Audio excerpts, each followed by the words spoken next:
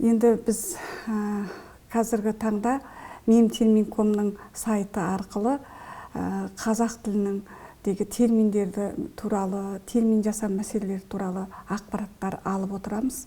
Бұл жалпы үлкен мүмкіндік деп айтуға болады. Енді терминологиялық сөздік қаншалықты мол болғанымен, оның ішінде мамандығы жағына байланысты қарастырып отырамыз. Бұл қарастырып отырғанымыз лингвистикалық терминдер. Енді мен өзім жалпы термин жасам мәселелері бойынша зерттеп жүрген арнайы маман емеспін, бірақ дегенмен де біз бүгінгі таңда қазақ тілі мен әдебиеті мамандығының студенттеріне дәріс оқу барысында лингвистикалық терминдерге тереңірек мән беруге тура келіп жатады. Міне бүгінгі таңда қозғағалы отырғанымыз осы лингвистикалық терминдер болып табылады. Жалпы орыс тіліндегі ең жинақы, ең толық сөздік бар, ол Ахманованың сөздігі. Сол қазақ тілінде де Ісмет Кеңесбаевтың, Жанұзақовтың, сонымен қатар Ғабдолла Қалиевтің сынды ғалымдарымыздың лингвистикалық терминдер сөздігі бар екендігі айқын. Сол сияқты қазақ тілінде жалпы лингвистикалық терминдер туралы арнайы диссертациялар қорғалды. Молдажаровтың кандидаттық диссертациясы бар, тағы басқа. Бұл жұмыстардың барлығы терминдердің тілдің барлық салалары бойынша көптеген мәселелер қарастырылады. Әрине лингвистикалық сөздік, оның аясы, даму өте күрделі мәселе. Соңғы уақытта лингвистикалық мектептердің саны қаншалықты дамып көп болған сайын, лингвистикалық ұғымдар мен терминдерде орасан зор болып өсті. Мысалы, қазір тілімізде бұрынғы мысалы орфография, орфоэпия, лексикология, фонетика, синтаксис салалары, сонымен қатар стилистика, тіл мәдениеті салаларымен қоса тілдің бағыттары, прагматикалық лингвистика, паралингвистика, этнолингвистика, әлеуметтік лингвистика, ол соцлингвистика деп те терминмен аталып жүр. Міне осындай лингвистика салаларының барлығында әрқайсысының жаңа терминдері енгізіліп отыр. Біз соның ішінде грамматиканың, яғни морфология, синтаксиске байланысты терминдер туралы ой қозғамақпыз. Жалпы біздің қазақ тілінде соның ішінде синтаксиске байланысты терминдердің өзінің қалыптасуы, даму процесі барлығы белгілі. Бұл арада біз тек синтаксистік терминдер туралы ғана айтып өтпекпіз. Өйткені қазақ тілінде синтаксис деген термин сол қалпында қолданылып келе жатыр. Кезінде синтаксис деген терминнің өзін Жұбанов қоспа деген терминмен атауды ұсынған, бірақ бұл қабылданбады, қолдау таппады. Сол синтаксис күйінде келе жатыр. Ал енді орыс тіл біліміне қарасақ, осы синтаксис саласына байланысты жалпы оның 13 түрін Ахманованың көрсеткенін білеміз. Актуалды синтаксис, үлкен синтаксис, кіші синтаксис, сыртқы синтаксис, ішкі синтаксис, объективті синтаксис, есімдер синтаксис, етістікті синтаксис, синтаксистік сөздік деген сияқты терминдер береді. Ал түркологияның ішінде қазақ тілінде де әртүрлі атаулармен синтаксис термині қолданылып жүргенінде кездесті. Жалпы синтаксистік терминдер туралы алғашқы оқулықтардың өзінде біз қарап отырсақ, 30-шы жылдардың кездің өзінде Аманжоловтың құрмалас сөйлемді сыйысқан, қиысқан құрмалас сөйлем деп бөлуі кездесетін болса, жалпы сол 1939 жылы шыққан Аманжолов Сауранбаевтың еңбектерінде, қазақ грамматикасы деген еңбегінде жай сөйлемге қатысты аралас баяндауыш деген сияқты терминдер кездеседі. Сонымен қатар өзімізге белгілі осы жылдары шыққан еңбектерде қазақ тілінің терминдерін орыс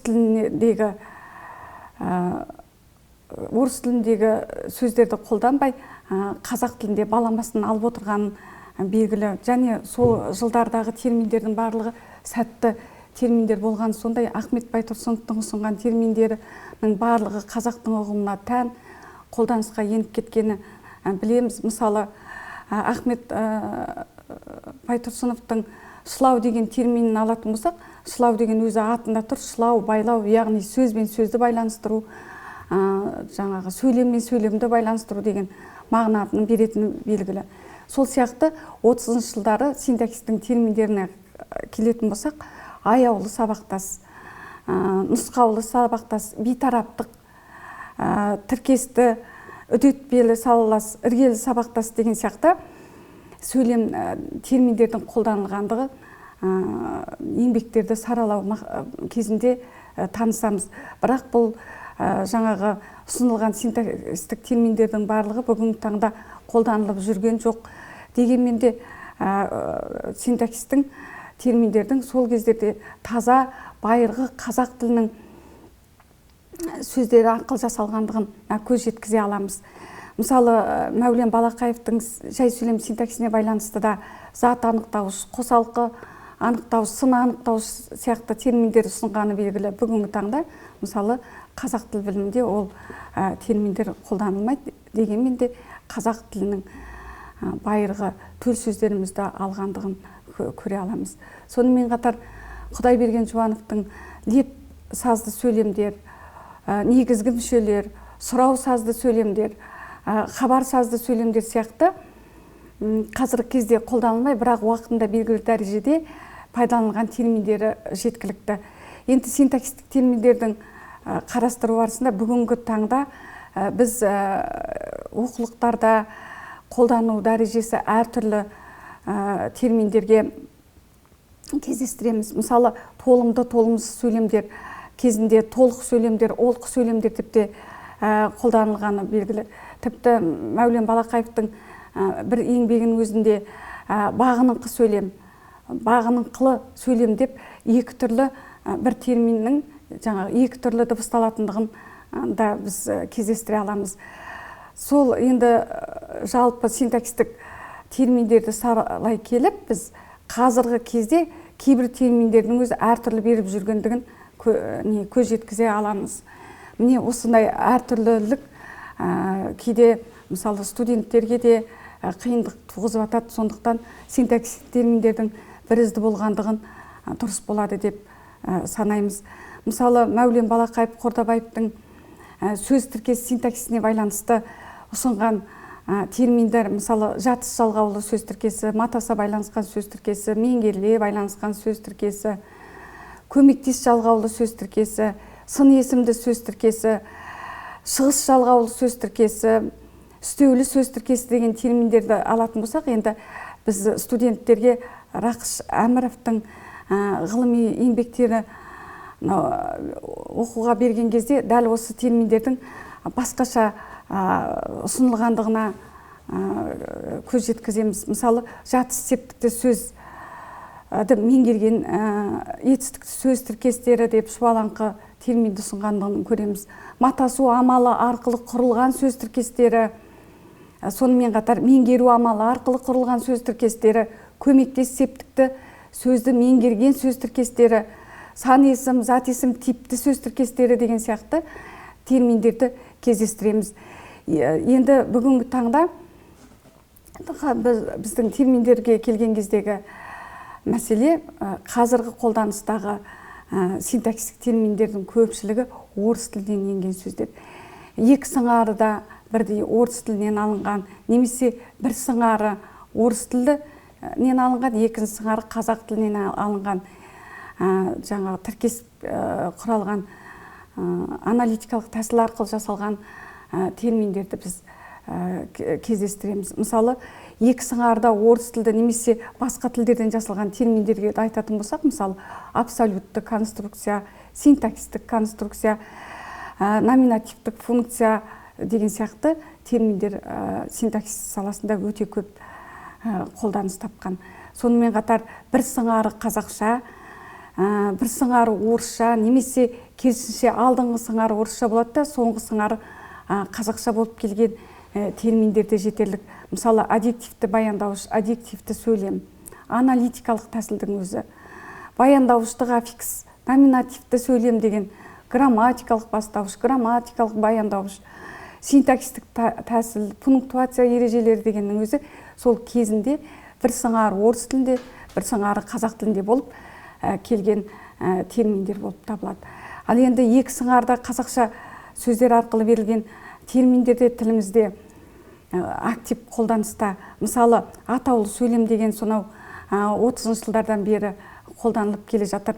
Бағыныңқы сөйлем, басыңқы сөйлем, болымды, болымсыз сөйлемдер, іргелес салалас сөйлем, жалғаулықты салалас сөйлем, еркін тіркес, есімді тіркес, есімшелді тіркес, көсемшелі оралым, есімшелі оралым, сонымен қатар сөйлем мүшелері деген терминдерді алатын болсақ, бұлардың барлығы қазақ тіл білімінде жаңа қазақтың байырғы сөздері арқылы жасалған терминдер, олардың барлығы бүгін таңда актив қолданыста. Бірақ осы терминдерге, синтаксистік терминдерді саралау барысында біз түрлі сәйкестіктерде, сәйкессіздіктерде орын алғандығына көз жеткізе. Мысалы үшін қазіргі таңда интерпретация деген термин қолданылады. Бұл интерпретация деген термин алатын болсақ, қазақ жаңағы тілі терминдерінің салалық ғылыми түсіндірмелі сөздігінде бұл интерпретация деп көрсетіледі. Бұны нақты тілде ұсынылған кейбір синтаксистік аяқталған мәтіндерге мағынасын түсіндіру, түсініктеме беру деген мағынада екендігін сөздік арқылы білеміз енді интерпретацияның. Енді интерпретация терминін қазіргі кезде ғалымдарымыз тәпсірлеу деген термин арқылы атауды ұсынып жүр. Сондағы тәпсірлеу дегеннің өзі, мысалы қарап отырсақ, қазақтың байырғы сөзі емес екені белгілі. Тәпсір деген сөз ол қазақтың байырғы сөзі емес, дегенмен де қазақ ұғымында ол түсіну, түсіндіру, мағынасын ашу деген мағынаны беретіндігін біз түсінеміз. Сондықтан жаңағы интерпретация терминін тәпсірлеу деп ұсынғанды мысалы қабылдауға болатын сияқты. Сол сияқты қазір уақытта интертекстуалды текстер, интертексталды текстер деп бірнеше вариантта осы термин қолданыс тауып жүр. Интертексталды проблемасын зерттеу жүйелі түрде қазір қолданыла бастады. Соған байланысты осы интертекстуалдық, интертекст, интермәтін, интертекстуалды деген сияқты терминдер тілімізде жиі қолданылып жүр. Енді бұл терминдердің өзі, интертекстуалды терминдердің өзі әртүрлі еңбектерде әртүрлі беріледі. Мысалы үшін интертекст деген интермәтін деп қолданылған еңбектер бар. Сонымен қатар осы терминді ілкі мәтін деп атау керек деп ұсынған ғалымдардың да еңбектері бар. Ілкі мәтін деп те атап жүр. Сонда енді қарап отырсақ, интертекст, интермәтін, ілкі мәтін деп үш түрлі қолданылатыны осы синтаксис саласында кездеседі. Жалпы терминдерді орыс тілінде қалпында алу, немесе қазақшалап аударып қолдану қашанда болсын түрлі көзқарастарды туғызып келгені анық. Соны 30-шы жылдарда жаңа айттық, қазақтың байырғы сөздер арқылы қазақша баламасын қолдану деген басымырақ болды. Сол кездердегі жасалған терминдер мысалы өте халықтың түсінігіне жақын қолданысқа тез еніп кетті. Ал енді қазіргі терминдерді аударатын болсақ, неге аударамыз? Бұл халықаралық термин, сол күйінде қолдану керек деген бір топ ғалымдардың пікірі болса, екінші топтағы ғалымдар қазақша баламасын алу керекпіз дейді. Міне сондықтан біздің жалпы синтаксис саласы ғана емес, басқа да тіл білім саласында бір ізгілік сақталмай, терминдерді әр алуан, әр түрлі беру, яғни сәйкестіктер орын алып отыр. Мысалы, бұл жерде тағы айта кетсек, синтаксистен басқа, мысалы, стилистика саласы бойынша да, стилистика саласында, мысалы, Рабиға Ыстықова экспрессоидтар деп ұсынады. Бұл экспрессоидтар басқа ғалымдарда көсемшелі эпитеттер, енді бір ғалымдарда бейнелі эпитеттер дейді. Ал Ахмет Байтұрсыновтың еңбектерінде көңілге күй түсіретін жаңағы бейнелі етістіктер деп беріледі. Міне осы сияқты тек қана синтаксис саласына ғана байланысты емес, басқа да қазақ тілі салаларында бірізділік сақталмай, осындай терминдер жарыса қолданылып жүргені кездеседі. Бұл әрине жас мамандар үшін, студенттер үшін кейде қиындық туғызып жататыны анық. Енді тағы бір терминге келетін болсақ, синтаксистің сөйлемнің актуалды мүшеленуі деген термин.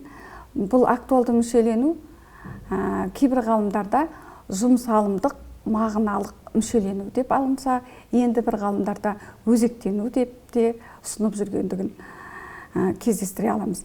Сонымен қатар мәтіннің негізгі тұлға бірлігі болып табылатын күрделі синтаксистік тұтастық деген терминді алатын болсақ, бұл күрделі синтаксистік жаңағы тұтастық деген терминнің өзі әртүрлі беріліп жүргендігіне де көз жеткізе аламыз. Мысалы, күрделі синтаксистік тұтастық деп көпшілік ғалымдарда кездессе, енді бір еңбектерде күрделі синтаксистік бірлік деп беріледі. Енді үшінші бір еңбектерде шумақ деп те ұсынылады. Сонымен қатар осы күрделі синтаксистік тұтастықтың тізбектелген күрделі синтаксистік тұтастық, сонымен параллель түзілген күрделі синтаксистік тұтастық деп берілсе, енді осы күрделі синтаксистіктің түрлері де әр ғалымда әртүрлі терминмен берілгендігін біз кездестіреміз еңбектерді саралау барысында. Дегенмен де синтаксис саласында бүгінгі таңда мысалы тек қана орыс тілінен енген сөздер арқылы жасалған терминдерден басқа қазақтың байырғы сөздер арқылы жасалғанда терминдер кездеседі. Олар актив түрде де кездесіп қолданыста. Мысал үшін бір бас мүшелі сөйлемдер, екі бас мүшелі сөйлемдер деген сияқты терминдер кездеседі. Екі бас мүшелі сөйлемдер қай сипатта қаралса да, екі бас мүшесі бастаушы мен баяндаушы бар. Айқын жеке сөздермен берілетін дәстүрлі сөйлем деген мысал үшін анықтамаға қарайтын болсақ, сонда екі бас мүшелі сөйлемдер дейді. Бұлардың барлығы қазақтың байырғы сөздері арқылы жасалған терминдер. Бұл да сәтті терминдер деп айтуға болады, өйткені қолданыста актив түрде қолданылады.